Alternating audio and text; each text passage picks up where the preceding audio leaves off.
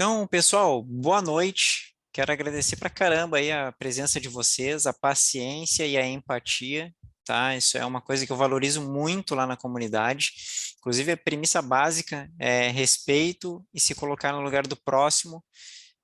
Não aconteceu ainda, felizmente, mais de um ano, né? Mas se acontecer alguém falhar essa regra aí, a gente tira fora, tá?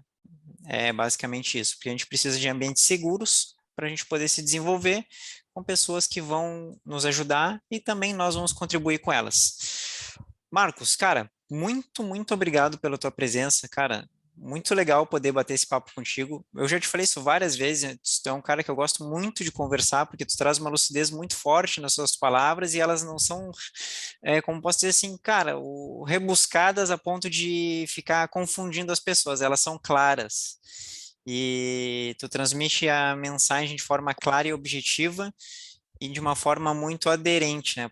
Que o pessoal sempre compreende quando tu faz isso lá na nossa comunidade, em outros meios que eu sei que tu faz parte, eu sei que tu faz da mesma forma. Cara, então é um prazerzaço te ter aqui, conversando aí sobre a tua jornada profissional, sobre a tua transição de carreira, sobre o teu momento atual. E, velho, o palco é teu, fica à vontade, gostaria que tu se apresentasse, então, já falei primeiro nome, contasse um pouco do teu background, né? Profissional antes da migração, tua formação e contextualizar o pessoal aí para a galera ver que é possível. Tipo, poxa, eu consegui, vocês também conseguem. É, agradeço o convite, João. Obrigado. Peço desculpas a todos pela emergência, mas consegui não faltar com esse compromisso. Estou bem animado para falar aqui com as pessoas, ajudar quem quer fazer essa migração de carreira. Pois bem, eu tenho uma trajetória um tanto quanto não linear, digamos assim. Então, talvez isso inspire as pessoas que acham que estão muito longe de algo a entender, né? Durante minha adolescência e início da fase adulta, eu tive diversos trabalhos, diversos empregos, porque eu tenho uma origem humilde, da onde eu cresci, a gente descobriu que... Descobriu não, a gente aprende cedo que ter uma profissão é muito importante para você conseguir levar sustento para o lar ou ajudar a família muito cedo. Então, eu comecei tentando várias profissões muito cedo. Já consertei ar-condicionado, já fiz um monte de coisa, mas a profissão que eu tive de fato, que eu segui carreira, a primeira profissão que eu segui carreira, foi de bartender. Parece brincadeira, mas não é. Tive um sucesso considerável, conheci pessoas incríveis, aprendi muita coisa que me destaca hoje, inclusive, tá? E vou falar sobre isso, inclusive, no decorrer. É, e fiquei mais ou menos uns 10 anos nessa carreira. Tive reconhecimento até internacional nessa carreira. Pô, que massa, cara, não E sabia disso.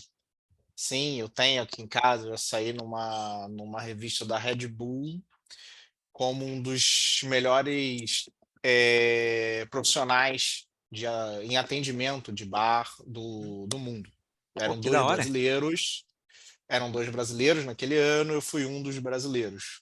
Curiosamente, o outro também se chamava Marcos, porém era de São Paulo. Foi uma experiência incrível, assim, uma conquista pessoal incrível, porque eu não esperava, eu só fazia o meu trabalho, mas às vezes, isso vou falar também às vezes durante a live, com calma, a gente é tão crítico consigo mesmo, que às vezes a gente não consegue enxergar que a gente faz um bom trabalho, né? E eu tenho esse perfil de ser muito crítico comigo mesmo, e às vezes eu não consigo entender que estou fazendo um bom trabalho. E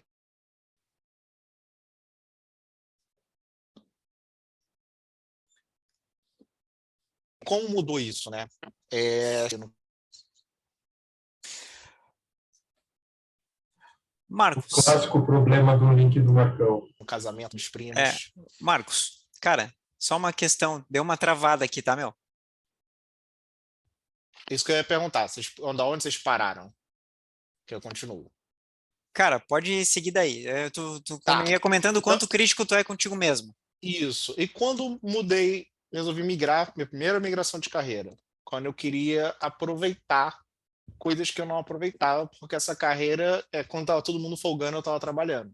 Então, feriadão, a galera folgava, feriadão eu trabalhava mais. Então, perdi aniversários, perdi casamentos, perdi um monte de coisa que quando você é jovem talvez não pareça importante. mas conforme vai passando aqueles 20 anos ali, né, 21, 22, você começa a falar, poxa, será que não quero isso? E aí foi quando, aos 24 anos, eu decidi entrar na faculdade. Entrei, cursei a faculdade de economia, tá? Na faculdade de economia eu tive meus primeiros contatos com dados, com tratamento de dados e com ferramentas estatísticas, que eu não saberia que isso viria me ajudar no futuro, mas me ajudou bastante. Cara, e trabalhando e estudando. Trabalhando estudando, E tu tava trabalhando de bartender ainda. tava. Teve uma época que eu trabalhava, eu fazia estágio de manhã, estudava à noite, saía na noite, ia trabalhar no bar, aí de manhã eu já ia direto, sem Nossa, cara. dormir, para o estágio. Tinham 2 dias na semana que eu não dormia. Cara, Eu não eu vou dormia. fazer um parênteses aqui agora na tua fala. Meu, aí o cara me manda assim na caixinha de pergunta lá. Ah, não tenho tempo para estudar. Bah, velho, esses dias eu falei assim, olha, tudo bem, eu entendo o seu momento, mas, cara, enquanto a gente tem e já passou na mentoria aqui, uma mamãe fazendo mentoria, dando mamar pro nenê e pedindo para falar primeiro, porque tem que botar o bebê para dormir, cara, manja, eu acho que tudo é uma questão de esforço para o momento para você colher depois, né? Mas vai lá, O que que, cara. o que que acontece? Eu ouvi muito na faculdade, por exemplo, quando estava com dificuldade, aí perguntava, era clássico do professor, o que que você faz meia-noite às 5? Eu falava, eu trabalho. Porque eles achavam que eu não tinha tempo de estudar porque eu não queria. Mas é um fato que é doloroso. Certas conquistas são dolorosas. Não é doloroso para mim. Essa foi a minha história, mas N pessoas vão ser difíceis, porque cada um tem dificuldade Sim, com o sem dúvida. seu aspecto. E eu não posso dizer que é fácil. Não é fácil. Não é fácil. E aí, né, nesse estágio, eu tive a minha primeira oportunidade de trabalhar com Excel, botar isso em prática, conhecer equipes que faziam modelos preditivos. Nessa época, não era muito, ninguém era cientista de dados ali. A equipe era um estatístico, 2 economistas, e a galera fazia previsão de PIB. Às vezes era o melhor do Rio de Janeiro, porque eles faziam PIB industrial do Rio de Janeiro, às vezes ficava em primeiro lugar. Qual é o modelo para ficar em primeiro lugar? Quem fez o melhor modelo primeiro e chegou mais perto do valor, Uhum. né? Porque se Sim, você fez um modelo em maio, o outro fez em outubro, isso pesa na hora. E existe um ranking disso, existem instituições fortíssimas disso, como a FGV, etc. Então eu conheci essa galera, eu vi essa galera trabalhar, eu vi essa galera estudar R, eu vi essa galera estudar Python, estava ali perto, trocava ideia e discutia às vezes. Claro que eu era só estagiário, né? Eu não tinha uma participação grande, mas era interessante ver isso. Vi criarem indicadores, trabalhei nisso também, criar indicadores, diversos indicadores para ajudar proposições políticas públicas, que é o foco do meu estudo, na minha trajetória, sempre foi trabalhar com dados em políticas públicas, né? E foi aí que começou a minha guinada para dados, só que eu não sabia. Eu simplesmente não sabia, né? Esse estágio virou um trabalho, aí eu larguei bar de vez. Isso envolveu o primeiro recuo financeiro, porque, como eu disse, eu tinha certo sucesso, e eu saí de estagiário para entrar numa vaga que é antes do júnior, né, que é o assistente. Então, voltei a morar com a mãe, dei aquele passo lá para trás, voltei a morar longe do trabalho, longe da faculdade, porque eu ainda fazia faculdade, eu morava na capital, eu ia a pé para a faculdade, era uma condição para os trabalhos. Voltei a pegar 2 condições, trânsito, tudo isso, mas faz parte, né? sim, sem dúvida. E aprendi muito nesse trabalho, sem dúvida, um crescimento profissional imenso. Entrei no mestrado, meu mestrado é de políticas públicas no Instituto de Economia, ou seja, é de políticas públicas, mas é dentro do Instituto de Economia, mas é um curso com um olhar multidisciplinar. Então, tive que estudar direito, tive que estudar ciência política, tive que estudar diversas matérias, entre elas estatística aplicadas para microeconometria aplicada a políticas públicas. Aí lá vai o Marcos trabalhar com modelos estatísticos e ter que entregar artigo que rodou o modelo em R. No meu caso, eu não consegui rodar no R, a lib, rodei no Stata, que é é um software muito comum na academia, tá? E por que não Python, né? Alguém deve perguntar. Cara, o Python é magnífico para o mercado de trabalho, mas quando a gente fala em termos acadêmicos, o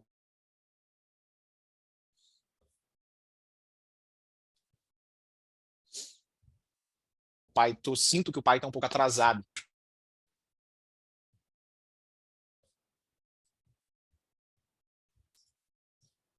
Começam a sair primeiro no R, né?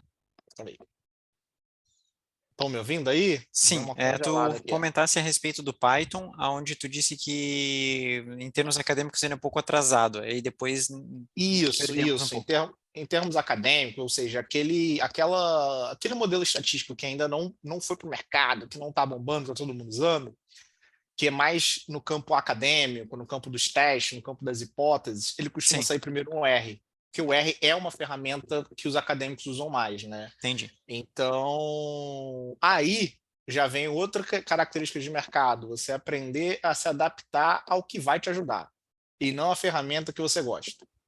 Porque tem momentos em que você pode amar uma ferramenta, mas ela não é a melhor para a sua solução. Então eu tive isso já no mestrado. Eu não tinha como usar o Python, que era o que eu sabia. Eu tive que aprender no R ali, na marra, ok.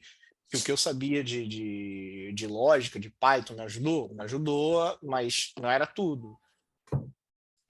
Foi simples? Não foi simples, foi ultra difícil, mas consegui. E aí, nessa época ainda, estava no mestrado, estourou a pandemia, o meu trabalho se intensificou muito com isso de dados, ficou muito notória essa parte de dados, foi quando eu comecei a migrar os bancos de dados da minha área, que eram em Excel, para um servidor SQL, então eu comecei a trabalhar inteiramente com ATI, porque eu não entendia de infra, não mexia com infra, então eu tinha que trabalhar com a TI, que disponibilizava uma infra, disponibilizou para mim um servidor em SQL via Sandbox, eu controlava todas as tabelas, fiz toda a migração, e ali o que eu era e não sabia, né? Eu era como um analista de BI, eu trabalhava dentro da equipe de negócio, fazia o ETL, fazia tudo que era necessário para manutenção, persistência dos dados, e fazia a ponte com a TI, para ter essa infraestrutura rodando, saber como é que funcionava a backup, fazer tudo isso para eu passar a segurança para ambos os lados e funcionar. Isso foi em que Só ano mesmo, cara? isso foi Isso se intensificou com a pandemia, Tá, 2020. Esse beleza. projeto começou em 2019, mas ele se intensificou na pandemia, porque na Perfeito. pandemia ficou notório como era ruim usar Excel à distância. Uhum, Abrir uma placa na rede, nem todo entendi. mundo tinha acesso à rede trabalhando de casa, enfim. Então concentrou os dados todos em mim, e foi a época que eu tive que fazer essa migração intensa e tudo mais. Tá. E foi a época que eu comecei a enxergar um novo caminho, né? Conversando com gente de TI, conheci pessoas que trilharam a mesma coisa. Por exemplo, nessa época, o head de TI era um economista, teve uma trilha parecida com a minha, então Ah, eu falei, sim. pô, head de dados, na verdade, head de dados, né? O de TI não, mas eles trabalhavam juntos. Eu Sim. falei, ah, legal. E comecei a estudar sozinho, mesmo sem tempo, porque fazia mestrado, trabalhava, mas comecei a estudar devagar, devagar, devagar. Conhecia a Stack, né, que foi talvez o meu maior acelerador em termos de conhecimento técnico. Na Stack, conheci o João, que talvez tenha sido o meu maior acelerador em termos de, como eu posso dizer, postura para o mercado. E com isso, conseguir a migração, né? E aí, como eu entro em detalhe, por que que a Stack foi um acelerador intenso? Muitos lugares te dão cursos legais. Eu fiz cursos extremamente sensacionais, técnicos, em conteúdo em português e inglês. Eu tenho uma formação de cientista de dados da IBM no Coursera, que é magnífica, né? Ela não tem todas as aulas traduzidas, então quem quiser fazer, saiba que o inglês é necessário, pelo menos ler, porque tem legenda em inglês. Mas a Stack ela fez uma coisa que mudou a minha forma de encarar. que foi inclusive o que me encorajou a procurar o João. O que que foi? Eles criaram um produto chamado Stack Labs, tá? E eles falaram, ó, a gente vai fazer aqui um projeto que vocês vão fazer do zero. Vocês vão desenvolver a solução, vocês vão escolher as ferramentas, vocês vão fazer do zero. E a primeira pergunta que uma pessoa como eu, que é muito perfeccionista e avessa ao risco, vamos dizer assim, para não dizer medroso, a primeira pergunta que eu fiz foi, como é que você sabe que está pronto? Eles falaram, você só vai saber fazendo, você não sabe que está pronto. Cara, posso fazer um parênteses aqui, outro? Claro. Olha só, entrei na segunda turma da Stack. Isso, sei lá quando é que foi, lembro, não, sei lá não, foi em 2019, foi no início de 2019, acho que foi em janeiro de 2019. Janeiro? Não, março de 2019. Eu lembro da data. Foi em março de 2019 que tem um fato que aconteceu comigo que eu já contei pro pessoal da mentoria aí, que é aquele fato da energia elétrica aqui de casa, mas isso aí é uma outra história, que ela é longa. Só que, cara, eu entrei e aí eu vou dizer que eu demorei para fazer o curso todo. Cara, até hoje não fiz, na realidade até hoje não fiz, sendo bem franco. Mas assim, cara, eu demorei para engrenar nele, tá? Isso. Porque o que que aconteceu, cara? Eu disse uma vez pro Rodrigo e pro Felipe, eu falava com eles, enchia o saco deles direto, assim como depois vocês fizeram também. E eu falava, cara, assim, ó, eu sou um cara que eu preciso que as coisas tenham significado para mim. Então, se eu só ver ali, como é que faz uma tupla? E aí começa ali, né? Por exemplo, 10 aulas ali, não é assim, tá, gente? Mas tipo, 10 aulas falando várias formas de fazer uma tupla, o significado e a performance. Não sei o quê. Cara, para mim isso não me ajuda em nada. Mas agora, se eu pego um projeto, aí eu aprendo. Eu falei, pô, gente, bota os projetos aí, faz uma coisa mais prática, fiquei enchendo o saco deles, né? Daí um dia eles falaram, tá, João, tá, a gente foi montando um negócio aqui e aí a gente avisa quando rolar. E aí começou a rolar essas iniciativas aí que tu comentasse. Não tô dizendo que foi por minha causa, mas eu É, fui um dos caras que, cara, faz um negócio lá, velho. ali, cara, foi intenso. Eles fizeram squads. Eu caí com uma squad que eu tenho amigos até hoje, pessoas que eu falo, tem pessoas que falam diariamente, tem pessoas que eu falo semanalmente. Algumas vocês já devem ter visto na rede, por exemplo, o Otávio, é bem comum ele estar postando nas redes, é um dos mais, o mais próximo talvez dessa squad que eu fechei, e a gente começou assim, meu amigo, o que a gente faz? Eu não sei nada. E aí, fazendo, a gente descobriu que sabia. Fazendo. Eu lembro do último dia, teve uma parte de desenvolvimento em Python de NLP. A gente nunca tinha trabalhado com isso. Um outro rapaz que era do nosso grupo, o Peterson, ele tinha feito tudo isso, só que como ele trabalhava intensamente, ele não conseguiu ficar com a squad no fim na corrida final ali, naquele sprint final de entrega, e Sim. eu e o Otávio tivemos que revisar um Python inteiro para botar para funcionar em uma tarde. E a gente achava que nem programava em Python. Olha que legal, porque a gente ficou com a parte da análise descritiva e a gente fez análise descritiva em Python, utilizando aquelas gráficos e tal, mas decidimos apresentar usando o Power BI, que era uma ferramenta que a gente sentia mais à vontade e a gente achava legal explorar os dados. Sim. E aí o Otávio, como era fera de Power BI, inclusive ele tem conteúdo da Stack, o conteúdo da Stack é ministrado por ele, e eu era bom de referenciamento. A gente juntou então QGIS, que era a minha força, o Power BI, que era a força dele, tinha a Isis, que era engenheiro de dados, fez a parte da engenharia, a gente também Clarice, que fez a parte de data science, só que chegou no final, não estava rodando alguma coisa no Python. E aí a gente foi, eu e ele junto, conferindo bloco de código por bloco de código, e a gente acertou tudo no tempo, assim. Eu nunca, se alguém me perguntasse se você sabe Python, eu nunca ia saber dizer que sei revisar um código. Por que que eu soube? Porque me colocaram diante dessa situação. E eu tinha que resolver. E, cara, isso para mim foi duas coisas, né? Traz um pouco da minha personalidade. Eu lido bem sob pressão, que é uma coisa que eu aprendi lá no bar, tá? Você lidava com pessoas alteradas, pessoas por causa de bebida e Sim. tudo mais, então... E você tinha que manter a postura, então aprendi a lidar sob pressão. A entregar resultado, você tem que entregar resultado, não adianta. E o principal, lembra quando eu falei sobre você não achar que é bom e precisar de vir um retorno de fora? Uhum. Novamente, o universo bateu na minha cara falando isso de novo. E foi nesse momento que eu falei, eu estou pronto para migrar. Eu só não sei disso ainda.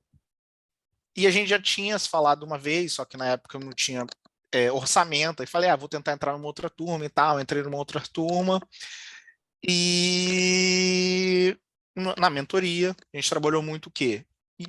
Exatamente esse ponto, de saber se está pronto, se decidir que está pronto, treinar, tudo isso, né? Então, o que eu sempre digo que a mentoria desbloqueou em mim, né?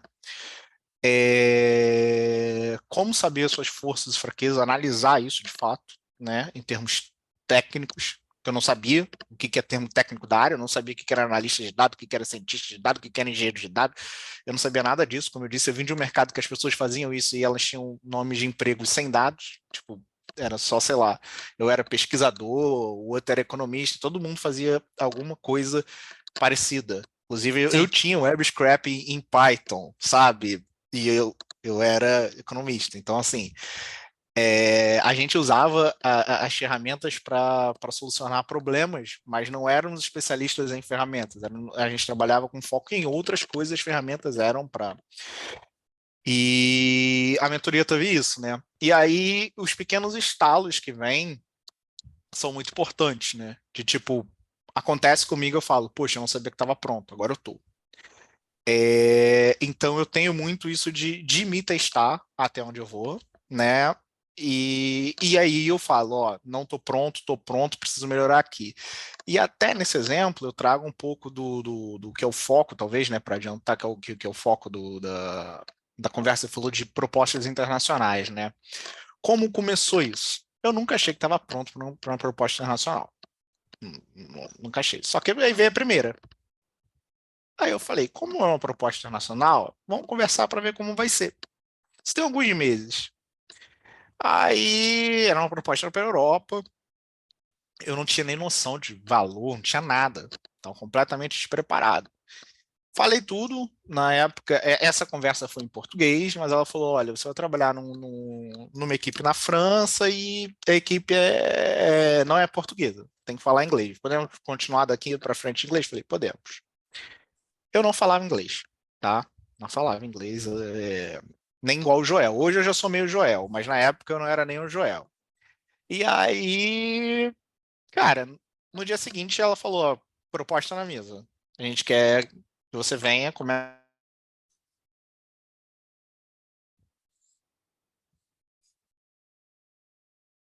comece, tipo, amanhã em 90 dias você, olá,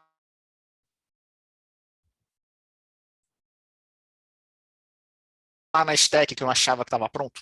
Aconteceu, opa, igual aconteceu na mentoria. Opa, cortei, travei de Não, novo, né? tá indo. Não, mas Ah, deu para tá. entender. Tá, deu para Tá, entender. então, aí voltando, na mentoria foi a mesma coisa. Quando eu entrei, eu não achei que estava pronto o mercado, né? E o João, pelos mecanismos dele, ele começou a mostrar que eu estava pronto e como mostrar isso para o mundo. É principal agradecimento, sempre vou ter esse agradecimento, carinho profundo pela mentoria por isso. Me ensinou como eu estava pronto e como mostrar isso. Isso era o principal. Porque, assim, é importante eu dizer isso aqui, gente, porque eu vi que muita. Não, não é o caso, ou se for, não foi comigo o caso do João, mas eu vejo muita gente vender sonhos de uma forma que eu acho irresponsável, tá? Por aí na internet. De, faz isso aqui, começa a ganhar 10 mil reais. Gente, não é assim. É doideira. É batalha. Eu lembro que quando eu fiz a mentoria, o João às vezes dava um trabalho, a gente tinha uma semana para fazer e eu não tinha uma semana livre para fazer, e aí era luta. Por quê? Porque não parece, mas cada etapa que você faz de alguma coisa que você se propôs a fazer, no final gera alguma coisa. Então, no final, eu tinha todo um portfólio para mostrar e eu terminei a turma de mentoria já numa série de entrevistas.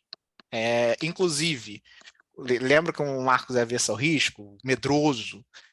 A primeira proposta que me tentaram me contratar, eu não fui, tá?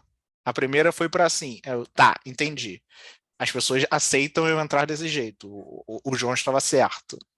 Agora vamos ver o que eu quero para mim, o que eu quero para minha família, para a gente achar a proposta alinhada, né? E aí foi a batalha difícil. Não, não foi demorado. Foi difícil internamente definir isso, escolhi.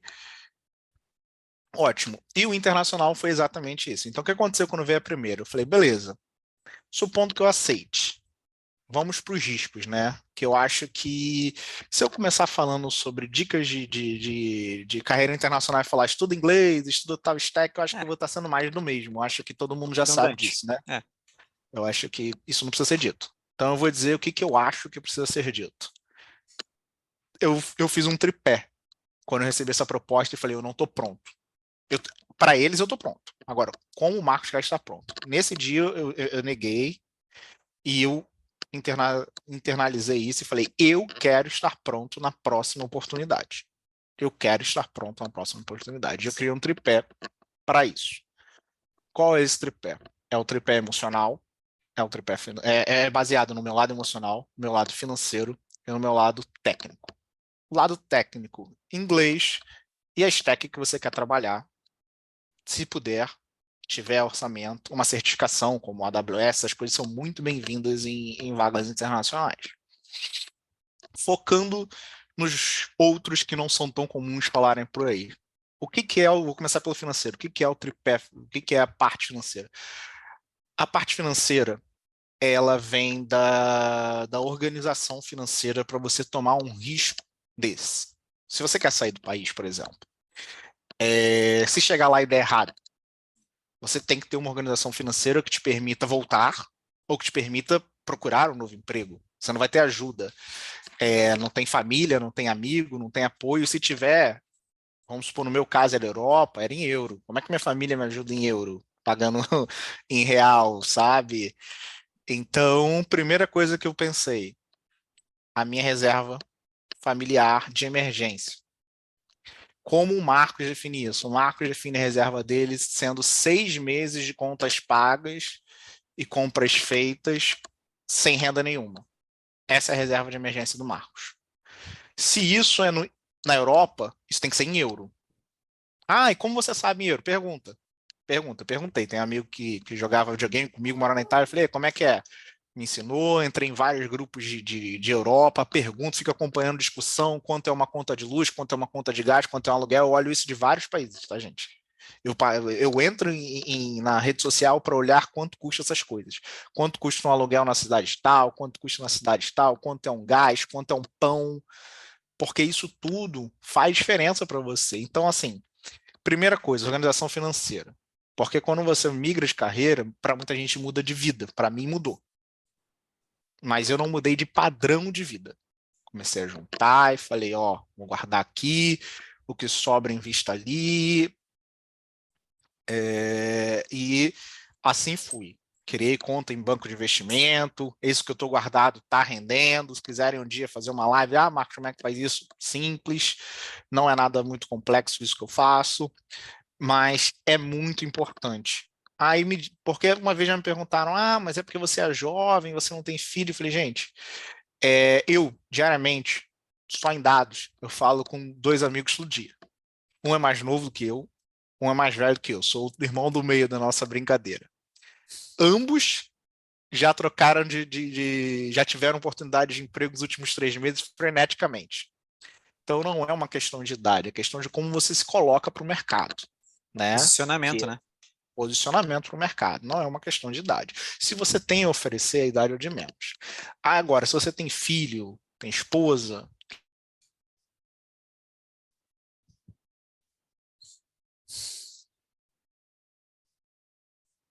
o que eu tenho a dizer?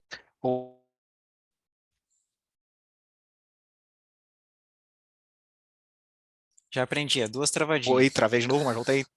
Vai Alô? lá, cara, tudo certo. Se Alô? você tem filho, tem Tá, esposa, voltei. Não, tranquilo. Sua reserva de emergência tem que ser maior. Esse é o beleza. fato, porque o seu risco é maior. Sim, É isso. Então, essa foi a primeira atitude que eu tomei. Eu falei, beleza, se eu quiser ir para, sei lá, por exemplo, Alemanha, quanto eu preciso para sobreviver 6 meses na Alemanha? Eu, no mínimo, conseguir botar tudo dentro de uma malha e voltar para casa. Esse é o meu planejamento financeiro, o Marcos. Aí vem o planejamento emocional, que provavelmente é o mais difícil. O primeiro, né? É o seu sonho sair? Ou você está atrás de um sonho comum? cara, isso é uma das coisas que eu mais pergunto quando me falam isso, tá? A pessoa diz, quero uma vaga internacional. Daí eu falei, tá, mas tu quer ir embora ou tu quer ganhar em moeda estrangeira? Aí o cara fica assim, ah, eu quero ir embora. Aí eu fico, cara, beleza, se tu não tem. Eu sou um cara que eu sou muito apegado com a minha família, e a minha mãe é uma pessoa doente. Então, cara, eu não quero ir embora e deixar minha mãe sozinha, entendeu? E a minha família é pequena. Então, aí as pessoas têm que pensar nisso, né? Que não é só a gente, né? Quando a gente faz uma movimentação dessas, eu sou solteiro, beleza, mas pensa em todo mundo que fica na volta, né? É importante pensar nisso, né? Exatamente. Em tudo. E se eu disser que o maior motivo de eu negar minha primeira oportunidade internacional foi meu cachorro, que eu não queria botar ele dentro de um avião, que tem medo de tudo, tem medo até da sombra, não queria botar ele dentro de um avião. Então, assim, exatamente, eu sou assim com minha mãe, minha noiva é assim com os pais dela, então a gente não se priva, mas hoje não é o nosso sonho. Não quer dizer que a gente não vá um dia, só não é o nosso sonho. É, cara, E- eu já sou mais daquele negócio. Prefiro estar aqui ganhando bem e ir pra lá pra passear. Porque, cara, exato, eu sou assim. um amigo meu uma vez falou pra mim uma coisa, até desculpa eu falar, a te interromper mais uma vez, mas ele falou assim, cara, eu não sei se vocês usam no Brasil aí, no resto do. Eu moro no Rio Grande do Sul, né? Então aqui a gente usa a expressão jaguara, é o tonto, sabe? Não sei como é que poderia traduzir para outros lugares. Cara, a pessoa que é um jaguara num lugar, ela vai ser em qualquer lugar do mundo. Então não vai ser ela fazer uma mudança geográfica que isso vai mudar. As pessoas pensam, não, porque eu vou para lá porque é melhor, eu vou para lá porque não, lá tem mais oportunidade, sabe? Cara, eu acho que a pessoa cria as oportunidades, manja. Eu acho que isso tudo é muito relativo, assim, eu entendo. Eu acho que realmente vai ter oportunidade, vai ter uma cultura diferente. Sim. Eu tenho conhecidos que saíram daqui e conseguiram realizações que eu não realizo. Tem as suas vantagens. É, Conheço gente que saiu daqui e vai na Disney todo ano, uma mas é coisa o que eu não esforço. vou. Mas convenhamos, dependeu do esforço dele, não necessariamente só dele estar lá. Não, concordo plenamente. Só que o que eu falo de descobrir se é o seu sonho, se é o sonho dos outros, e eu digo isso, o principal dica que eu dou para esse lado emocional é terapia cognitiva, tá? É uma coisa que eu faço vai fazer 9 anos, eu entrei em 2014. Até quando desde. Cara, se tem uma coisa que eu tenho que ter orçamento é isso, porque se conhecer, saber os gatilhos que você tem, o que que te faz travar, o que que te faz seguir em frente, é magnífico, tá? É isso. Primeiro, quando você vai pensar, é realmente o seu sonho ou você está indo atrás do sonho comum, sabe? O American Dream, o sonho que vendem no cinema. Isso é importante, não estou dizendo que é certo ou errado, mas quando você vai tomar uma decisão que pode mudar a sua vida drasticamente, é importante você saber o que está fazendo. O segundo ponto do lado emocional é a família. Esse é o ponto. Sua família vai lidar bem com isso? Você vai lidar bem com isso? Sua família está de acordo? Ou tu vai botar todo mundo dentro do avião e vai embora? Conheço quem já fez isso. Tem conhecido, não da área, tá? É de outro setor, nada a ver, que botou a família toda, deu errado, voltou, tranquilo, acontece. Mas será que foi prazeroso para a família? Ir, voltar, sabe? Tudo isso, então, acho que faz diferença. E aí eu cheguei à conclusão que hoje, o que o Marcos quer hoje? Hoje, o Marcos quer ganhar numa moeda mais competitiva que o real, estando no Brasil. Esse é o Marcos hoje. E aí, minhas negociações, quando envolvem negociações que, assim, Marcos, está procurando vaga? Não. Eu tô satisfeito no meu trabalho, estou realizado, mas eu sempre estou disposto a ouvir. Ouvir, eu sempre estou disposto, porque pode vir uma oportunidade daquelas que Cara, pode mudar a sua vida, fazer você realizar sonhos em termos materiais, todo mundo tem sonho material, não há nada de errado com isso, de forma mais rápida. cara, Ou até sonhos que. é aquela Oi, pode coisa, falar. né? Manter o perfil atualizado, currículo atualizado, se fazer participativo, né? Estar se mostrando Isso. para o mercado, se mostrando que eu digo, estar participando, né? Estar ali ativo, né? Não ser esquecido. Eu postei hoje isso lá no Instagram e no LinkedIn. Por exemplo, aí eu estava com uma vaga que eu não esperava, que é curioso, isso é curioso. As duas vagas internacionais que eu tive negociação, era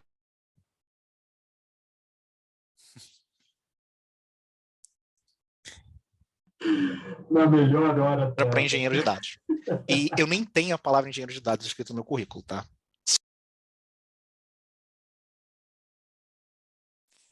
Vou trocar de internet para ver se melhora, só um segundo.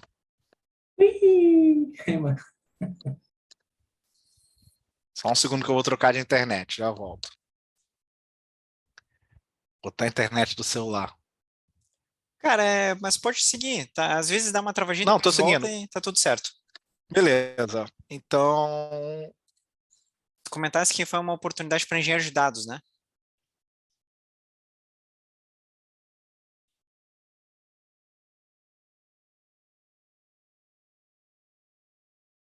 Não, não te ouvimos.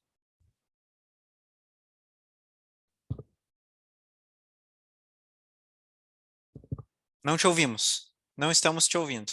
Deixa eu avisar ele no chat aqui. acho que foram sempre para engenheiro de dados. Ah, e agora sim. Ah, tá. Beleza. As vagas que eu mais avancei em termos internacionais, inclusive uma recente, era para a posição de engenheiro de dados. Olha, curioso, porque eu não tenho essa palavra escrita no meu perfil em lugar nenhum, tá? Eu nunca me considerei um engenheiro de dados, porque, assim, eu sou muito fã de quem é, que é brabeza. Talvez um dia eu possa chegar lá, mas o fato de eu fazer muito ETL e Uhum. trabalhar sempre ter trabalhado de ponta e que são lindas em um time de engenharia de dados. A última vaga que eu estava concorrendo, por exemplo, que eu estava negociando, por exemplo, é, era para trabalhar remoto, tá? Numa empresa americana. Travei Tá de indo. Não, novo? tá indo, tá, Travei. tá indo, tá indo. Só travou Ah, a tela. tá. Tá tranquilo. Ah, beleza. Era para trabalhar remoto do Brasil, numa Uhum. empresa americana. Eu fui indicado por uma pessoa que eu conheci na mentoria do João, que foi o Eliquiandre. Quem não conhece, só deve ter um. E é uma pessoa que fala bastante nas redes. Quem não conhecer, procura, que vai ser fácil. Ele que me indicou, tá? Talvez um engenheiro de dados mais fera que eu conheço, só que ele não se sentia seguro no inglês. Ele falou, pô, posso indicar? Eu falei, me indica o que você quiser. E aí eu fui para conversar para querer bater papo em inglês. E, cara, acabou que a gente não chegou no acordo nessa vaga, tá? Chegando aqui no resultado, mas o que que eu aprendi? Que eu tô pronto. A pessoa me entendeu, eu entendi ela, e eu falei, o que que falta agora? Agora é o próximo passo. E aí, qual é o próximo passo que eu tô tomando, tá? Esse próximo passo está acontecendo desde a vaga. Lembra quando eu falei que não estava pronto Sim. para a Europa e falei, vou ficar pronto? Desde lá eu tenho trabalhado para isso. De lá para cá, eu tenho cerca de 70 horas de conversação em inglês, fora as aulas comuns, tá? Que eu tenho um controle aqui. Ou seja, em 3 meses aí, na verdade, 3 meses eu fiz umas 70 horas de conversação em inglês, ouvir, falar, ouvir diversos temas. Isso me ajudou muito. A questão da reserva financeira me ajudou muito também. Claro, eu estou no Brasil, então minha reserva financeira ela é bem mais tranquila. Caso eu entre numa empresa estrangeira, dê errado, eu consigo ficar uns meses para me recolocar no mercado e Sim. riscos fazem parte. Só que o inglês era aquilo, eu não sabia se estava bom. Mesmo eu ouvindo as pessoas falando, cara, você está se comunicando bem, você consegue se virar, eu precisava dessa que agora veio. Então aí, qual é o próximo passo que o Marcos está olhando agora? O Marcos, ele olha a vaga, não estou aplicando, estou olhando, analisando as stacks. E é muito comum, tá? Ver vagas que aceitam pessoas de qualquer lugar do mundo com stacks simples, tá? Stack simples. Por exemplo, hoje eu olhei numa plataforma que eu gosto de olhar. Tinham 2 vagas recentes, abertas recentemente, para qualquer pessoa do mundo se candidatar. Pedia Python, SQL, conhecimento de ETL e conhecimento de visualização de dados. Era isso. Não é básico, mas assim, quem fez a mentoria do João sabe que ele trabalha com um tripé que envolve essas ferramentas. Então, tecnicamente, não é tão cobrado lá fora as coisas. E outra coisa que eu queria trazer, que eu percebi sobre o inglês. As entrevistas que eu fiz no Brasil em inglês eram muito mais rigorosas do que as entrevistas internacionais em inglês. Sim, cara. Eu tava esperando tu chegar nesse ponto aí, porque, cara, eu trabalhei 1 ano e meio no projeto internacional, os, e, e eu não falar, não, meu inglês é, cara, é o Joel Santana. Joel Santana acho que me ensina até. Mas, cara, eu apanhava pra caramba, assim, e a exigência na entrevista, caramba. E quando eu passei, cara, os meus colegas, quem mais me corrigiam eram os brasileiros, e quem mais teoricamente, né, me entendia eram os indianos. E indiano já é um inglês difícil de pegar, velho. Tanto de tu falar com eles, principalmente de entender. E, cara, eles eram super solícitos, assim, eu fiquei bem impressionado, sabe? É, por que que eu acho que isso acontece? Qual foi a conclusão que eu cheguei? Não sei se vocês teve a oportunidade de lidar muito com gringo. Eu tive muita oportunidade de lidar com estrangeiro, mas trabalhando com bar, numa cidade turística. Eles tentam falar português para serem educados, para serem legais, e eles erram horrores. E a gente entende. E qual é o importante disso? A comunicação. Você se sente bem porque a pessoa está tentando falar a sua língua e você ajuda ela. A pessoa chega e fala, mim quer, sei lá, água, mim quer. Você entendeu, não importa se está falando, você entendeu. E eu acho que esse é o aspecto que eu senti da entrevista em inglês. Porque eles sabem que eu sou estrangeiro, eles sabem que eu vou errar um monte de coisa. Só que eu estou me comunicando, eu estou entendendo. Assim como um estrangeiro vem aqui, ele fala com a gente, ele pode estar 10 anos aqui, ele vai falar alguma coisa em português errado, porque o português é dificílimo, e a gente entende, e está tudo bem. Então, acho que foi muito legal. E tem uma coisa que eu esqueci de dizer também sobre o inglês, né, que é importante dizer sobre isso. Você falou dos indianos, é que também, numa aula de inglês que foi ministrada na, na mentoria, a professora disse, mais da metade da população que fala inglês não é nativa. Então, os nativos devem estar super acostumados a ver as pessoas falando errado, a terem sotaques difíceis, sabe? Isso é muito comum. Então, eu diria, estuda inglês sempre.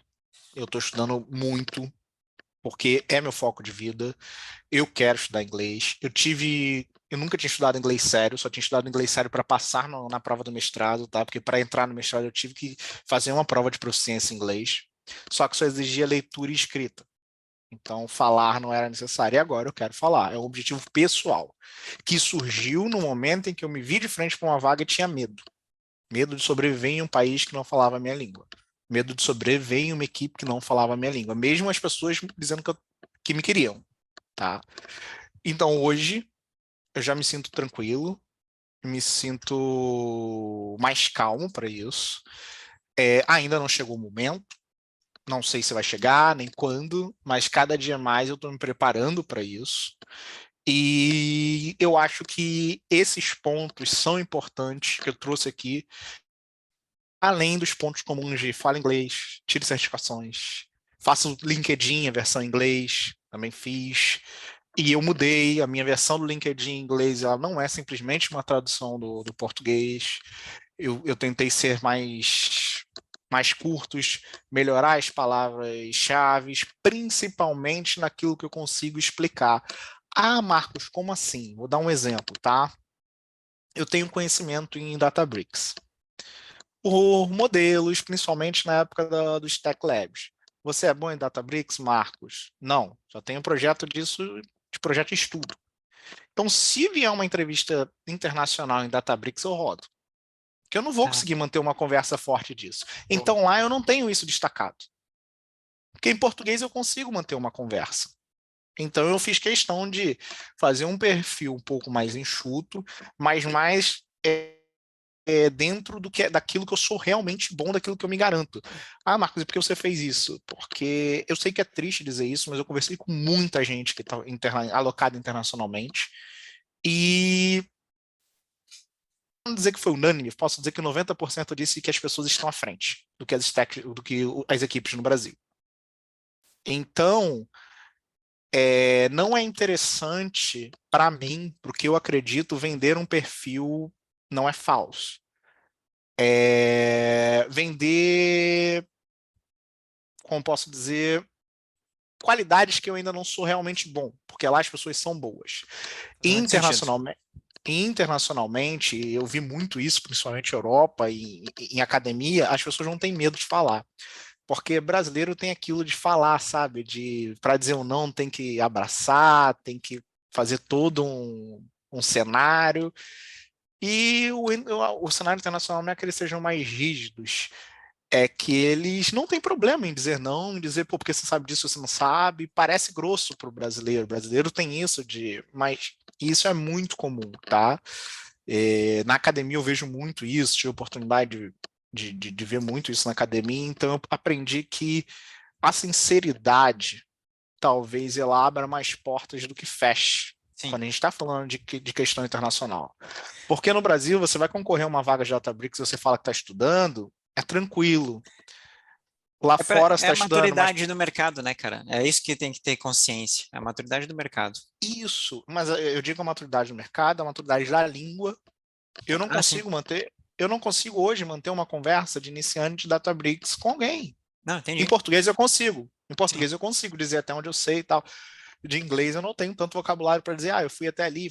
Eu consigo explicar que fiz um projeto ou outro, mas sempre sou muito raso e muito, como eu posso dizer, verdadeiro sobre isso, inclusive nas entrevistas. Fala sobre a última, por exemplo, precisava de Terraform, Reform. Cloudform, Terraform. Falei, cara, Terraform eu nunca trabalhei, mas Airflow eu mexi, Airflow tem projetos de estudo e tal, que uma Sim. das necessidades era saber Terraflow, não, Airflow, Terraform ou Snowflake. Eles pediam para saber um desses três. Eu falei, eu sei um desses, mas projeto pessoal e tal. Eu conseguia manter uma conversa. Agora, É, sobre Terraform eu não saberia. E é aí eu não dif... coloco uma coisa dessa. Sim, sem dúvida. É diferente, né, cara? Esse posicionamento que tu fez estratégico, ele é muito importante porque, por exemplo, vamos falar aqui, ó, Tableau. Não, cara, nem vou falar de Tableau, vou falar de clique, que é mais difícil ainda de achar profissional. Cara, é difícil de achar profissional de clique. Eu trabalho numa empresa onde uma das minhas funções é prospectar profissionais para o time. E, cara, eu simplesmente não acho ninguém para preencher uma vaga de clique. Não acho. E a minha conexão tem 13 mil conexões no meu LinkedIn que esteja disponível dentro do que a minha empresa pode pagar para o momento e tal. Cara, é difícil. Agora, se vem uma pessoa com um conhecimento Permite só um profundo comentário em nisso uma. que você passou, João. Claro. Falando especificamente dessas stacks de visualização, curiosamente, o clique é o que faz a transferência de conhecimento mais simplificada, né? É a que Pois, mais facilita a transferência. pois então, cara, aí é que tá. Olha só, aí agora, se tem uma pessoa disposta a estudar clique, né, como tu bem comentasse, né, mas já tem uma experiência, uma expertise com outras ferramentas de BI e principalmente dos conceitos, cara, dá aqui um pouco dá para encaixar esse cara, entendeu? Se ela estiver dentro do perfil e tal. Agora, cara, num projeto na Alemanha, sei lá que outro país, velho, não dá, tem que saber. E até por causa dessa questão que o Marcos falou da comunicação. É isso, tu tá num projeto lá e aí trava num negócio. Velho, se tu não tem vocabulário suficiente para dialogar sobre a ferramenta, tu não consegue nem fazer pergunta. Exato. E falando em ferramenta, uma ferramenta que tem me ajudado muito, tá? Não é comum, mas tem me ajudado muito nessas prospecções, né, em ser interrogado, é MongoDB. Tá? Eu aprendi MongoDB no desafio que eu estou atualmente. Eu entrei sem saber nada e falei, eu não sei nada de Mongo, sei o que que é. Me deram uns meses ali, me ajudaram nos primeiros projetos. Hoje eu faço tudo sozinho. Claro que eu só mexo com o que seria o DQL do SQL. Eu só faço consulta, transformo aquilo num dado estruturado e mando para o DW.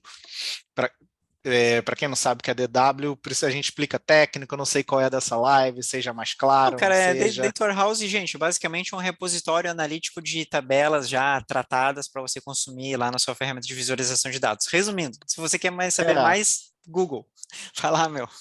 não, beleza. Então, eu só faço consulta, mas não é tão trivial quanto a SQL, não é tão simples quanto a SQL, mas isso faz uma diferença. Não porque as empresas internacionais querem que você mexa em Mongo, é porque quem conhece JSON, né, o arquivo JSON, que é bem parecido, que é basicamente a estrutura de um dado em Mongo, sabe que ele consegue arquivar dados, muitos dados, usando menos processamento, muito, de forma muito boa. E os programadores, os desenvolvedores costumam desenvolver muito para Mongo. Então, é uma ferramenta que cada vez mais vai ser importante você ter ideia do que ela faz, do tipo de dado que vem e fazer consultas que sejam coisas simples, mas é importante. Vai ser cada vez mais importante.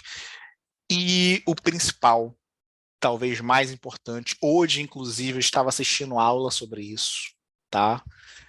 Comentei com alguns amigos, mandei a aula para eles, que é de uma fundação que eu sou fã há muito tempo, que é pensamento analítico. Gente, isso é muito difícil. Mas é talvez o mais importante para se colocar ou se manter no mercado daqui para frente. Saber o que é uma cultura data-driven, saber o que é ter pensamento analítico, tentar ser o mais agnóstico possível quando você está lidando com dados, sabe? Porque o viés, ele existe, não tem como. A gente sempre está enviesado a alguma coisa.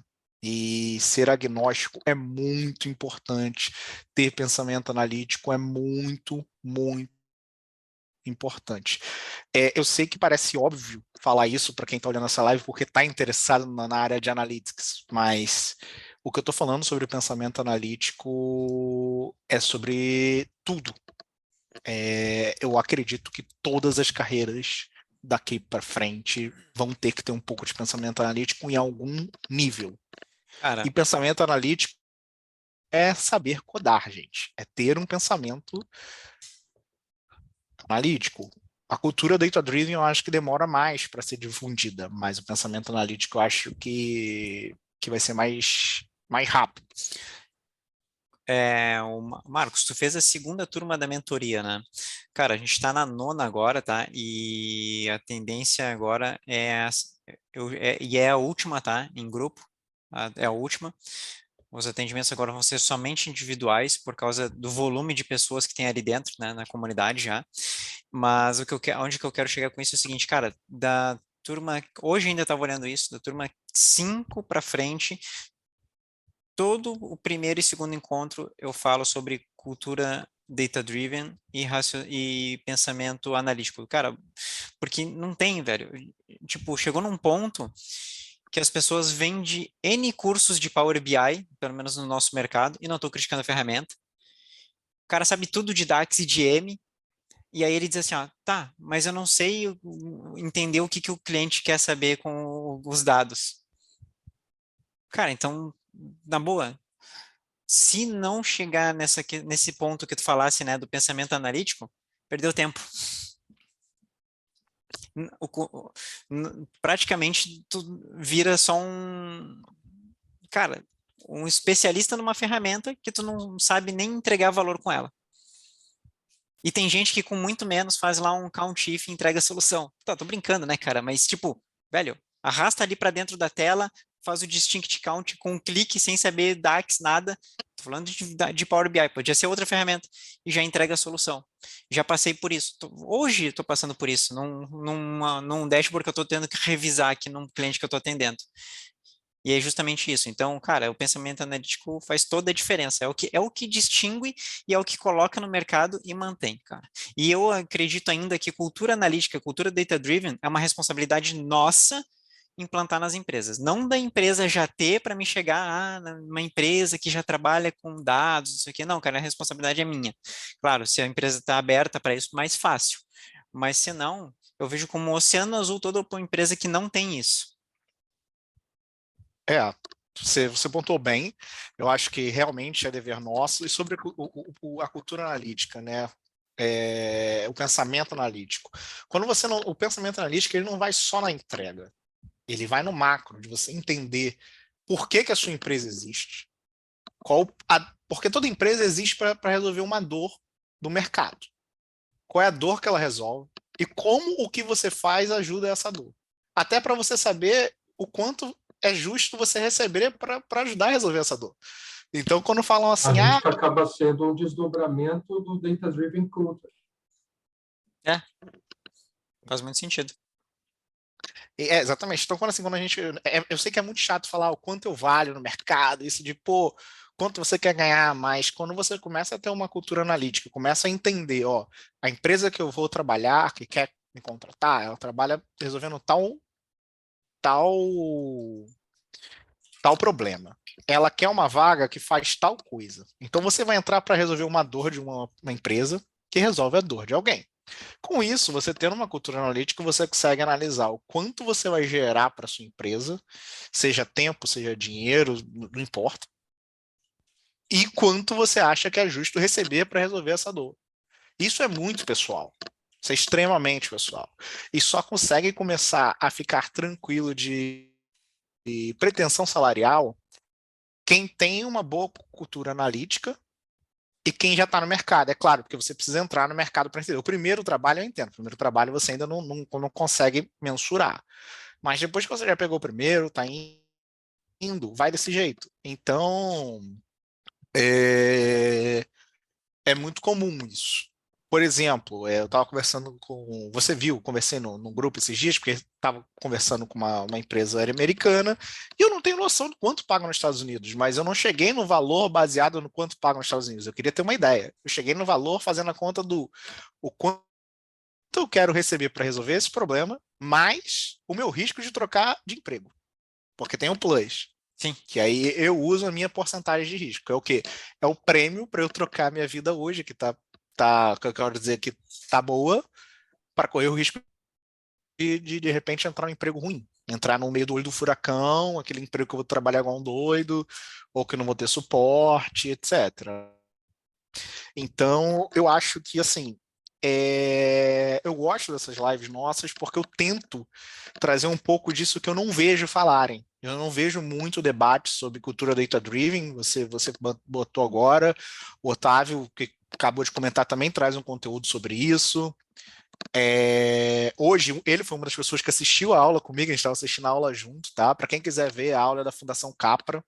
Ele deixou a primeira aula de pensamento analítico livre para quem quiser assistir. Foi uma das primeiras pessoas que eu conheci quando estava querendo saber o que era data science. E ele foca muito nisso de pensamento analítico, cultura data-driven antes de entrar em ferramenta. Porque a Mas, gente precisa. Oi. cara, falando do Capra, eu conheci ele, cheguei a visitar o Capra Institute aqui em Porto Alegre, quando ainda estava aberto, e uma das coisas que mais me chamou a atenção quando eu fui lá, foi a convite da empresa que eu trabalhava, né? A gente foi visitar lá, conhecer o ambiente, eu não vi, cara, ele falar nenhuma vez de ferramenta. Ele não falou nenhuma vez, cara. Não falou, ele não falou uma ferramenta, o nome de nenhuma. Não falou de nenhuma linguagem, não falou de uma ferramenta, nada, cara. Ele só falou o tempo todo de cultura analítica e pensamento crítico, né? Ou seja, pensamento analítico, né? E o valor que ele Exatamente. Foi uma entrega, manhã inteira, independente cara. de falar em stack, é uma coisa absurda.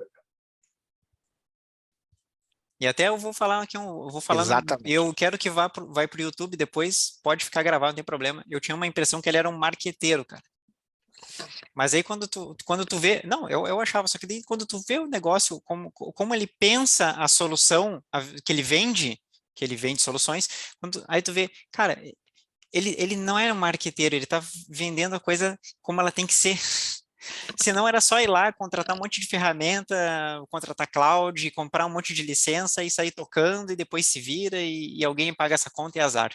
E todo mundo tem emprego enquanto durar essa folia aí.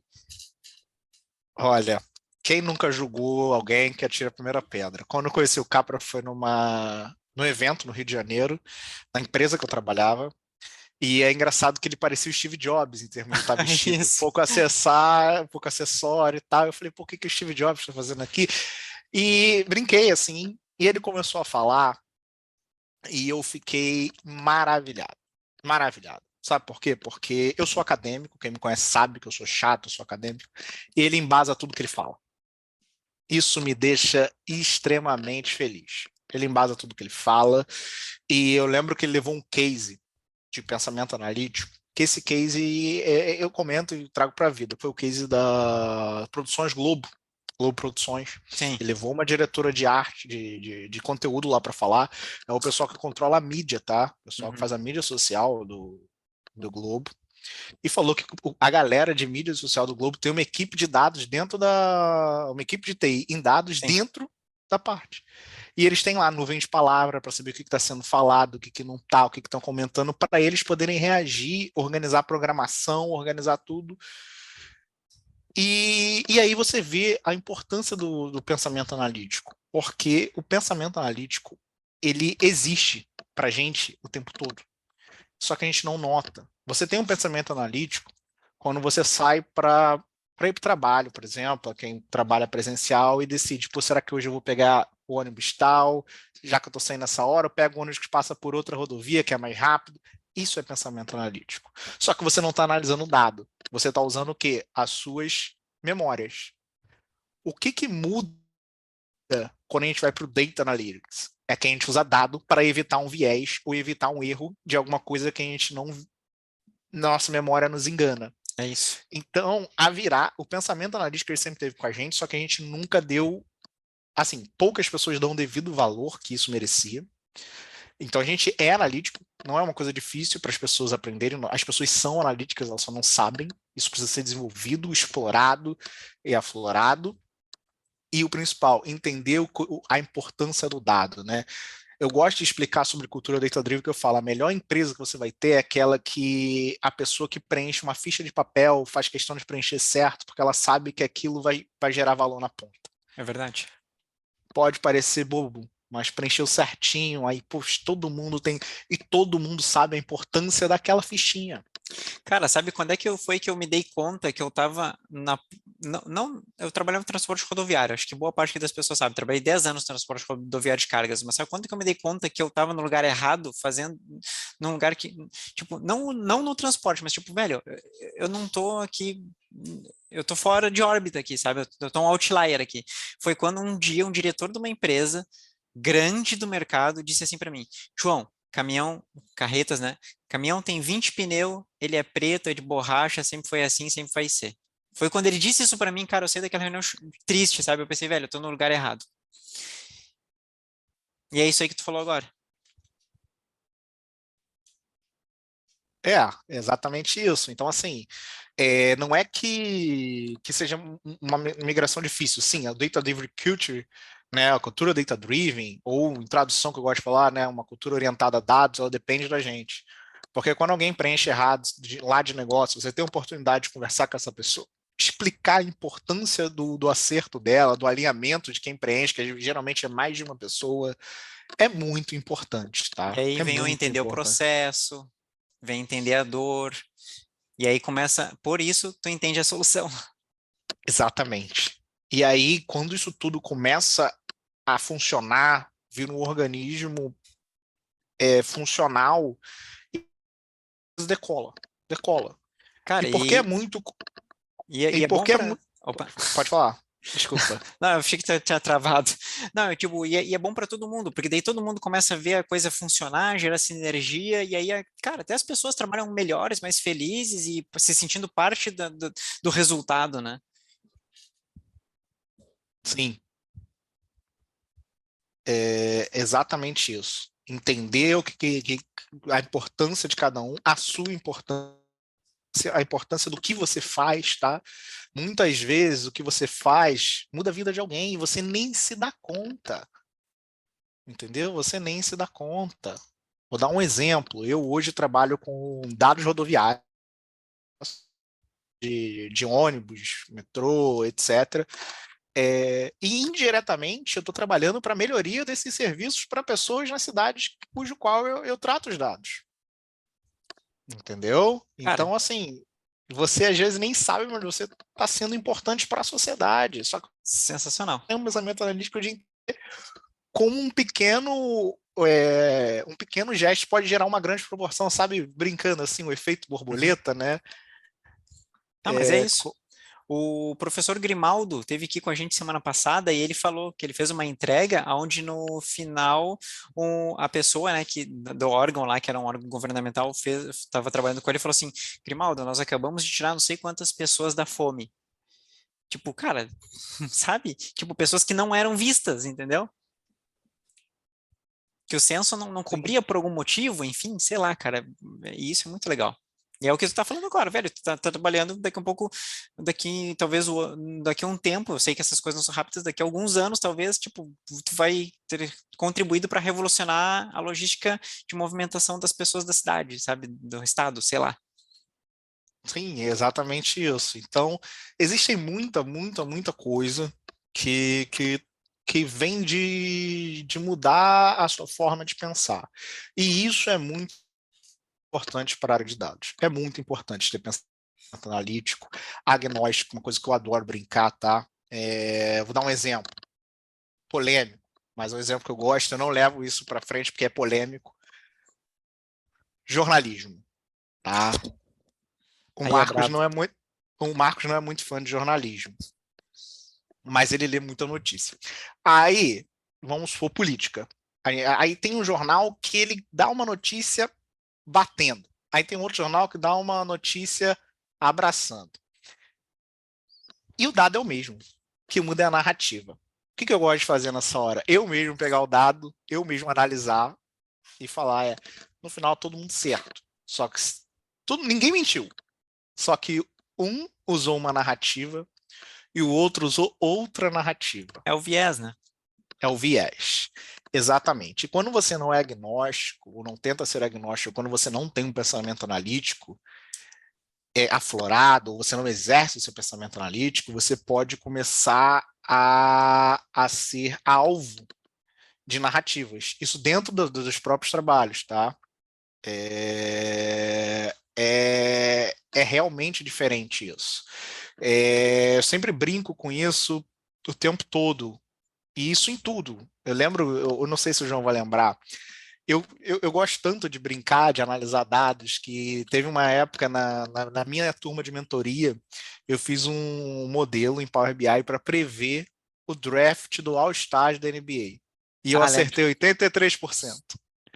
Como? Olhando dados dos jornalistas, olhando votação de galera e olhando estatística dos jogadores. Eu falei, esses jogadores vão ser titulares, esses não vão ser. E no fim eu errei por uma variável, não consegui bater 100%, uma variável exógena que eu não olhei, que era lesão. Obviamente o jogador que está machucado não vai jogar. E eu não tinha pensado nisso. E aí é uma outra coisa que eu trago para o mercado. Quando eu fiz, por exemplo, eu estou trabalhando com dados de ônibus, né? Quando eu fiz esse curso Data Science Internacional da IBM, teve um exemplo muito bom de ônibus que no Canadá contrataram uma empresa de Data Science para descobrir por que tinha tantas reclamações de multa, reclamações de motoristas em tais dias. O cara não entendia de jeito nenhum porque era, rodou aquilo de tudo quanto é jeito. Um dia ele saiu, estava chovendo, ele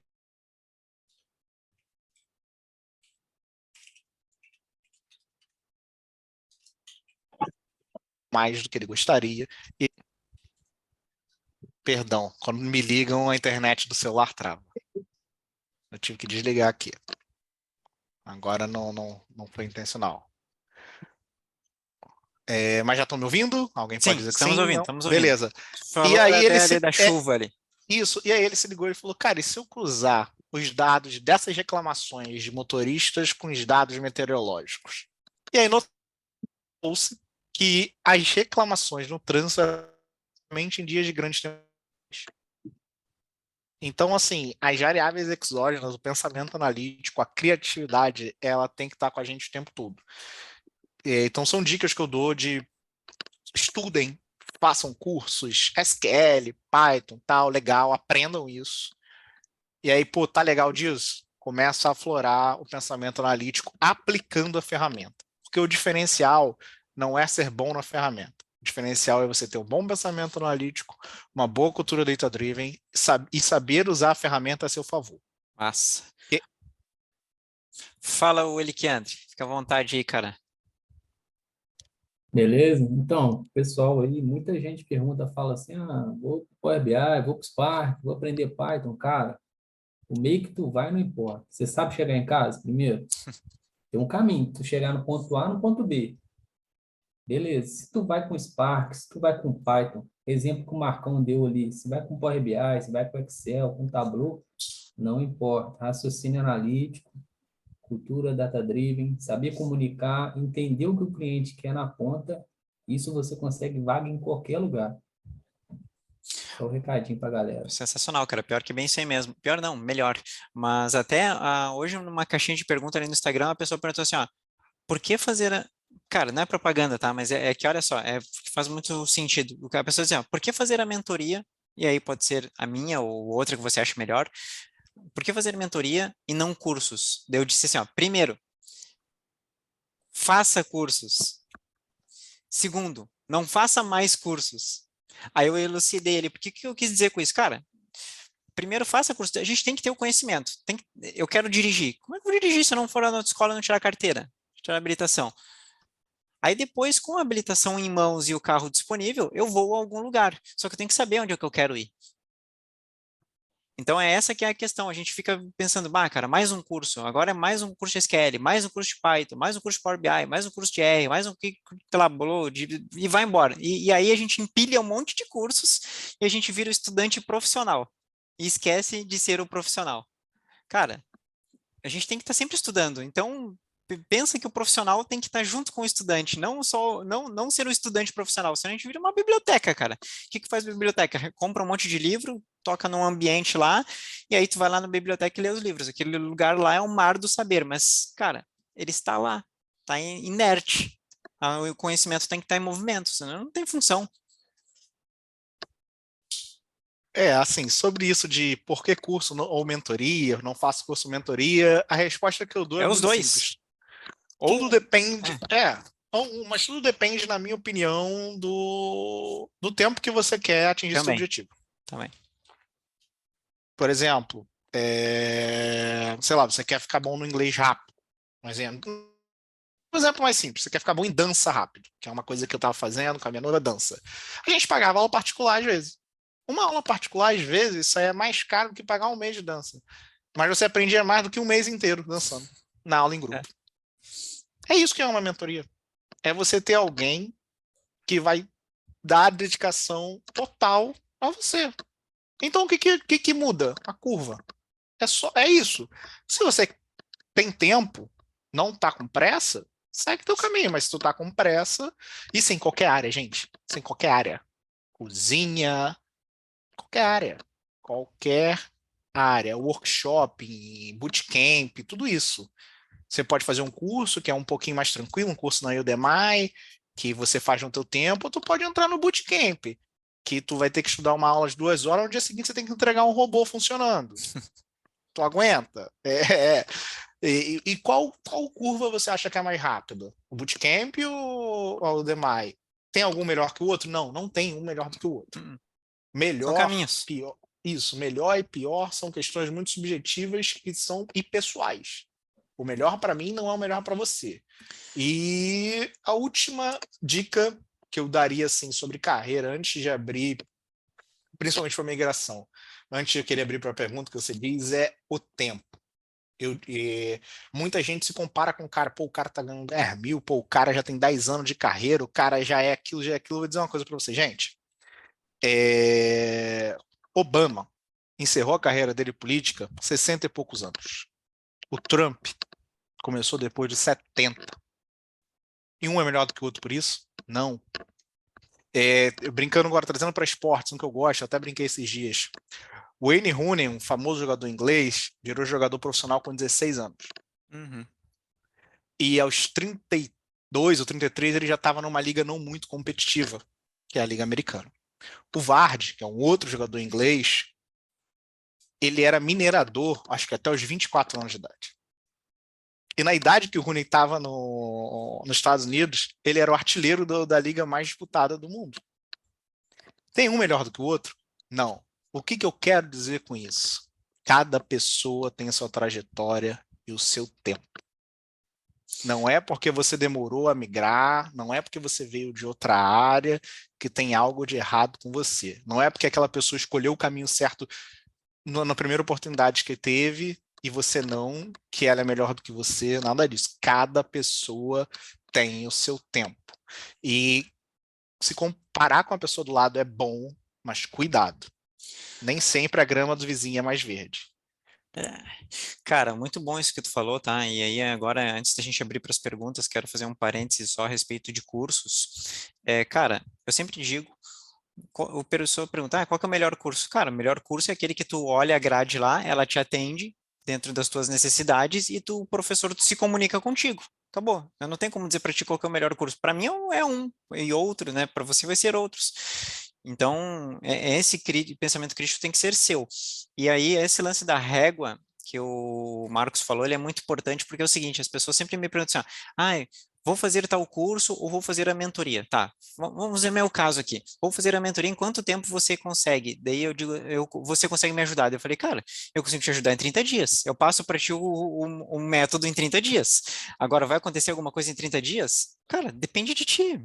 Não tenho como te prometer nada. Eu não sou o mercado. Eu não sou as empresas que vão olhar para o teu currículo. Eu não sou as empresas que vão te contratar. E principalmente, cara, daí a pessoa diz, não, isso eu vejo muito, não é só comigo, eu vejo vários produtores de conteúdo, né, instrutores. E se eu estudar 2 horas por dia por, sei lá, 2 meses? Beleza, tu vai ter estudado bastante. O que que isso quer dizer? Cara, que tu se dedicou, mas não tem. Essa regra não existe. Ela é só você que colocou. A verdade é essa. Eu migrei aos 34. O Marcos eu não tenho, não sei com que idade foi, mas foi depois dos 30. O Wilson, da nossa mentoria lá, nosso colega, com 40, com experiência na mineração, na fábrica mesmo. Cara, e que eu lembro de cabeça. E o próximo? E os próximos? E os outros que eu não sei com profundidade os detalhes das histórias? O Otávio, cara, o Otávio, não quero aproveitar que o Otávio está aqui, é um cara que eu super admiro e acompanho. Nós somos colegas, eu, ele, o Marcos, no mesmo curso. Cara, o Otávio migrou com quantos anos, Otávio? Desculpe perguntar aí as tuas primaveras, cara. Cara, migrei com 44 anos. Então, cara, aí, ó, com 44 anos, de um segmento que a minha esposa já trabalhou, que é o de turismo. Então, velho, aí a pessoa fica assim. Aí tem um colega nosso aqui que falou no chat que, eu venho da enfermagem. Cara, tem a nossa colega lá da mentoria, pedagoga. Nossos colegas aqui da mentoria ainda não sabem. Eu não entrevistei ele ainda, mas eu vou. Tem um colega nosso que era detetive particular. Sabe daqueles caras que tu contrata para seguir a mulher, para saber se é corno, aquelas coisas? O cara fazia isso, velho. Hoje o cara é analista de dados. Entendeu? Então, meu, é E esse muito. cara deve ter uma visão analítica gigante, velho. Cara, bom, meu, vocês vão conhecer ele. Mas, cara, é- então o que que eu quero dizer com isso? Cada um tem o seu momento. Se preocupe com o seu momento, com a sua dedicação, com a sua entrega. A entrega que eu digo do seu foco, da sua atenção, do seu esforço. O fruto, quem vai colher é só você. Assim como tem pessoas que ficam assim, não vou compartilhar meu portfólio porque ele é muito básico. Mas ninguém viu ainda você fazer autossoma no Excel. Ninguém viu. Ninguém viu. E ninguém viu o que que você faz fazendo autossoma no Excel. Daqui a pouco você mostra uma coisa que ninguém percebeu. Ou daqui a pouco você mostra a mesma coisa que todo mundo já fez, outras pessoas já fizeram, mas alguém não sabia e aprendeu com você. Então, cara, não tem limite para as suas possibilidades, tanto de aprendizado quanto de transferência de conhecimento. E a partir disso você vai gerando valor para as pessoas e para as empresas, né? É como até o Alexandre comentou ali num chat para trás, e uma vez eu estava conversando com ele, eu comentei com ele, cara, como é que era mesmo, Alexandre? Era tipo, velho, é tu estar no lugar certo, fazendo as coisas que tu é bom para tu ser reconhecido e valorizado. É que às vezes a gente demora para achar esse lugar. E tem uma questão que é legal, não é o lugar, é a gente e aonde a gente mostra. Porque às vezes a gente não está no lugar que a gente queria estar, ou no lugar que iria nos valorizar. Mas quando a gente mostra para o mundo para que a gente veio, cara, aí acabou. Porque daí tu cria as oportunidades. Eu levo muito isso para minha vida. Cara, eu crio as oportunidades. Porque eu não tinha nada, cara. Eu morava numa casa lá que, agora eu falo isso, mas contando um pouquinho de história triste, cara, eu morava numa casa lá que eu acordava com o raio-sol batendo. Não é porque a casa era bem arejada, era porque tinha muita fresta mesmo. Entendeu? Isso já com mais de 30 anos. Então, cara, E eu me criei nessa casa, desde criança. Eu fui o último a sair da casa. Então, velho, você tem que criar as suas oportunidades. Aprenda a criar suas oportunidades, porque senão você vai viver a vida inteira dependendo de alguém estender a mão para você. Isso é importante? Claro que é. Tem que ser grato? Tem que ser. Mas, cara, cria suas oportunidades para você não ficar dependendo sempre dos outros. A gente vai acabar, sim, contando com os outros, mas sempre também é difícil, é complicado. Fala, Elikandro. Não, é só para contextualizar ali o feedback que tu deu. Vou até comentar uma coisa aqui. O Marcão, o Otávio sabe, eu fui criado de casa de favor, né? Morando de favor e tal. No máximo, para mim, 2 salários mínimos era bastante coisa, certo? Um e meio. Então, eu entregava tudo. Então, quando eu comecei, eu trabalhava como programador, fazia front, fazia back, entregava para empresa multinacional. E eu tinha um gerente que me escondia. Então, assim, foi 7 anos desse jeito, entregando soluções assim de consultores para cima, me passaram para especialista, e é muito mais daquilo que a gente sempre falou. Você acabou de frisar, eu vou frisar de novo, é o lugar e as pessoas, né? Se vai te valorizar, se você está no lugar certo, se realmente é aquilo que você quer. Às vezes você está ali por ocasião, por destino, mas você é totalmente, como posso dizer o termo, fugiu a palavra aqui, mas você é totalmente dependente de você mesmo para conquistar algo. Então, a partir do momento que você consegue se desvincular do passado, até eu não vou usar esse termo, mas o famoso choramingar, né?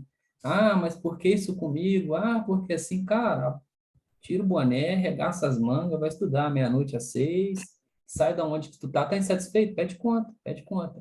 O João, não vou entrar em mérito aqui, mas o João sabe da história ali, peço conta mesmo, vamos embora, vamos tocando, e tem que estar no lugar certo. Cara, muito legal. Gente, assim, É. ó, eu vou. Queria Vai terminar lá, vai só lá. fazendo um adendo rápido. Vocês falaram muito disso do pessoal. Trazer aqui uma dica que eu faço, tá?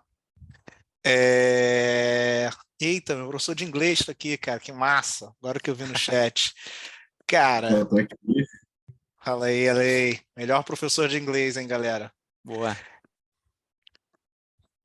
Então, galera, uma dica. O Elkeandre, aí a gente tá falando, a gente concorreu a vaga junto, tá? Já. Mesma vaga. E eu não tava competindo com ele. Tava competindo comigo. Eu não faço competição com o próximo. A minha competição é sempre comigo. Eu quero ser melhor do que eu era ontem. Ocasionalmente, isso envolve. Vou dar um exemplo. Eu vou daqui a pouco, vou treinar basquete.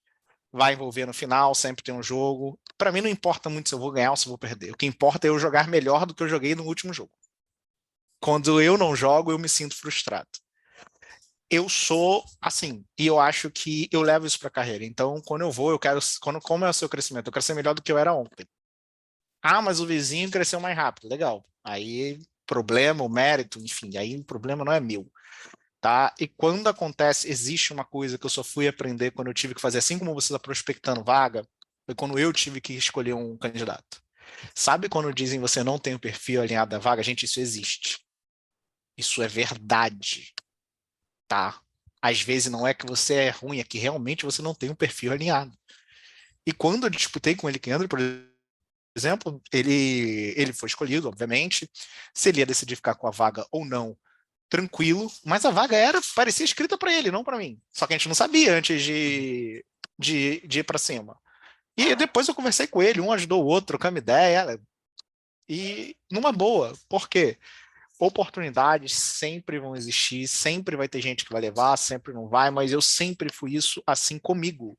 Sei lá, pré-vestibular, na minha época, eu não sei se ainda existe, mas vestibular. Você não disputa com os outros, você disputa com você. Você tem que tirar uma nota boa, você tem que estar bem naquele dia. E aí depois a sua nota vai entrar em competição com os outros, mas naquele momento é você e você. Assim como no trabalho, no momento da entrega é você e você. Sempre vão te comparar, talvez você sempre se compare, mas sempre quando você está em atividade é você e você. Isso é muito importante interiorizar, porque se for pela régua do outro, meu amigo, é complicado. E por fim, o Elikandro trouxe uma coisa importante sobre salário. Gente, eu tive muito isso, tá? Eu desbloqueei psicoterapia, que às vezes a gente chega num cálculo que a gente fala, pô, não é justo eu cobrar isso aqui não, isso aqui tá muito caro. cuidado com essa armadilha. Eu tinha essa armadilha. Algumas vezes, para dar um enter numa proposta, eu peço para minha noiva dar, tá? No WhatsApp ou no e-mail, porque eu não consigo. E teve uma hora recente, eu já tinha vendido uma consultoria para essa pessoa, só que na época eu estava numa outra realidade de vida, uma outra realidade financeira, minha hora era mais barata. Hoje ele veio me contratar, minha hora está mais cara, eu fiz a proposta para ele, tá mais caro do que antes, achei que ele não ia fechar, nunca mais me respondeu e hoje bateu o WhatsApp, ainda não respondi, mas a pessoa voltou o contato. Então quer dizer, eu provavelmente vou fechar uma consultoria pelo que eu considero valer hoje, mesmo que tenha sido mais caro para o cliente. E foi difícil para eu falar, pô, mas será que não é injusto? Será que não tá caro? Eu tive esse bloqueio. Só que eu sei que eu tenho esse bloqueio por causa das minhas fraquezas e tudo mais, e pedi ajuda só para dar o enter. Eu escrevi, mas eu não conseguia dar o enter da mensagem. Cara, tem uma coisa que eu aprendi recentemente, tá? E eu faço mentoria também, tá? E uma coisa que eu aprendi foi o seguinte, cara, eu cobro, não, o que eu cobro, independente do serviço que for, se eu fosse padeiro, tem o cara. Vou usar um exemplo tosco agora. Tem aquele cara lá que faz assa aquela carne e faz assim, né, com a mão, né? Bota uns bagulho lá de ouro e tal. Cara, ele não cobra porque tu pode pagar. Ele cobra pelo que o serviço dele vale. Entendeu? Então tem essa questão, tipo, pô, claro, a gente tá falando num exemplo supérfluo, né? Que o cara cobre carne com ouro. Não vai mudar nada, o cara botar ouro ali ou não, né, meu? Mas, tipo, a cobrança, quando a gente faz uma proposta, recebe uma proposta de uma empresa, faz uma pedida, cara, é o, é o que tu vale. E tu tem que estar consciente do que tu vale. E isso aí, meu filho, demora para tu chegar nessa consciência. Antes do Eliquandria falar, tá, depois do Eliquandria eu vou fazer aqui um parêntese e aí a gente segue para as perguntas, senão o pessoal vai ficar cansado aí também. Não, é só sobre esse contexto mesmo de se valorizar e o quanto tu deve comprar. Eu, assim, de uns meses para cá, não vou nem falar um ano não que eu aprendi isso, tá? E coisas simplesmente, assim, um tuning que tu faz um pipeline, tu economiza ali 40, 50 minutos de gasto com uma empresa, isso ao longo do tempo dá o quê? Dá 3, 4 dias de um cluster ligado, você automaticamente se paga, e automaticamente se paga. Só nesse pequena amostra que tu entregou para a empresa. Então, Perfeito. o valor de salário que você está cobrando é xixi de borboleta perto de quanto vale um negócio de 1 bilhão, ou 2 bilhões de É isso. negócio, ele te pagar um salário assim para eles é barato, barato. É, realmente, tem toda razão. Para mim é caro, eu acharia caro pagar um profissional desse, mas para a empresa é barato. Marcos, quero te agradecer pra caramba aí, meu, pela tua disponibilidade. Eu sei que tu tem compromisso aí depois e tu se disponibilizou a isso. Ainda estava com uma questão familiar aí, veio correndo. Cara, sensacional. Poderia ter dito que não e estava tudo certo. Quero te agradecer pra caramba. E, cara, a casa tá sempre aberta e sensacional poder caminhar junto contigo, tá? Independente do assunto, do nível em que nós nos relacionamos lá na mentoria, hoje tá caminhando do teu lado, para mim é inspirador, tá? Eu agradeço o convite. É sempre um prazer bater um papo, ajudar a galera. Galera, obrigado pelo tempo, pelo papo. Precisando, quem não tiver minhas redes sociais pode me procurar. Sou aberto a trocar ideia depois, tranquilo. Show de bola. Então, galera, muito obrigado. Bom descanso para todo mundo. Obrigado por todo mundo que esteve aqui aí prestigiando, o Otávio, o Eliquandro, o Alexandro, a Andressa, o pessoal da mentoria, a Glaucio, o Guilherme. Muito obrigado mesmo. Legal demais ter vocês participando aqui. Bom descanso para todo mundo. Boa noite. Valeu.